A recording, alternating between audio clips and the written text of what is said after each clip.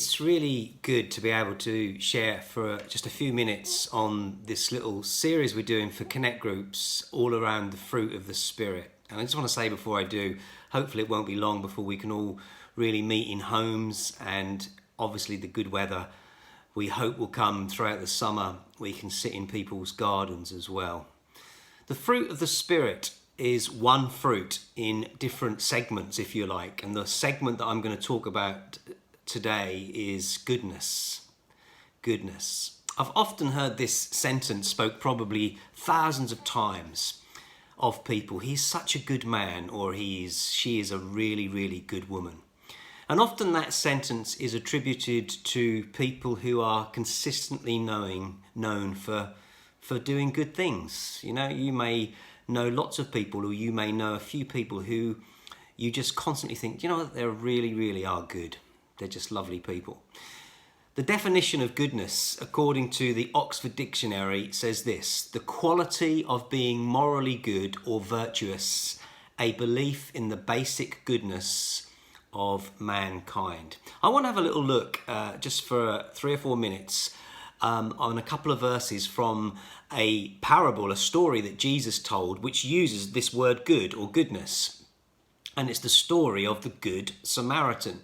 And I won't read the whole parable because it will take too long, but I want to just read 3 or 4 verses where it talks about the Good Samaritan turning up on his journey and finding this guy that had been beaten and left half for dead. So it says this in verse 33 of Luke chapter 10. It says, "But a Samaritan, as he journeyed, came to where the man was, and when he saw him, he had compassion. He went to him and bound up his wounds, pouring oil and wine on him. And then he set him on his own animal, brought him to an inn and took care of him. And the next day he took out 2 denarii and gave them to the innkeeper, saying, 'Take care of him, and whatever more you spend, I will repay you when I come back.'" What a great story that is of the Good Samaritan. I think we can learn quite a bit from this story. And I think we can learn a lot about goodness. Here is some of the 3 things really quickly that we can learn about the fruit of the Spirit in goodness. Number 1, goodness involves compassion. It says, when he saw him, he had compassion.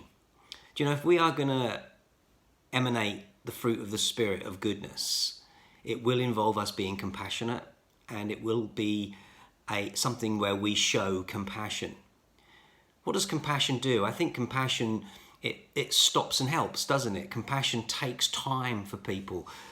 Compassion goes the extra mile. And I think the goodness as the fruit of the Spirit will involve this thing called compassion. I still do a bit, but I used to enjoy Prince's music before he passed away. He was a great singer, in my opinion. One of the things you may not know about Prince was he was well known for being incredibly generous and very kind with his money. And he gave away literally millions and millions of dollars to good causes. And one of the causes that he gave his money away to was for abandoned and abused children. And Prince was interviewed on one occasion, and he talked about compassion. And he said this: compassion is an action word with no boundaries. Compassion is an action word with no boundaries. And I think, how true is that? So number 1, from this story of the Good Samaritan, goodness will involve compassion. Also, goodness will involve extravagant giving. Notice how extravagant the Good Samaritan was. It says he poured oil and wine into the wounds of the man that was laying half dead beside the road. He used expensive and costly supplies. And then it says this: he went to the inn and he gave the innkeeper 2 denarii. 2 denarii was basically 2 days' wages.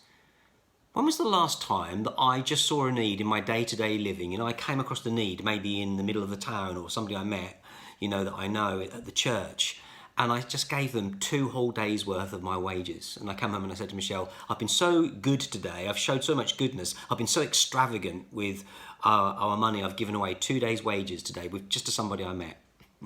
Whoa, that'd be amazing, wouldn't it? But goodness, the fruit of the Spirit of goodness, will involve extravagant giving.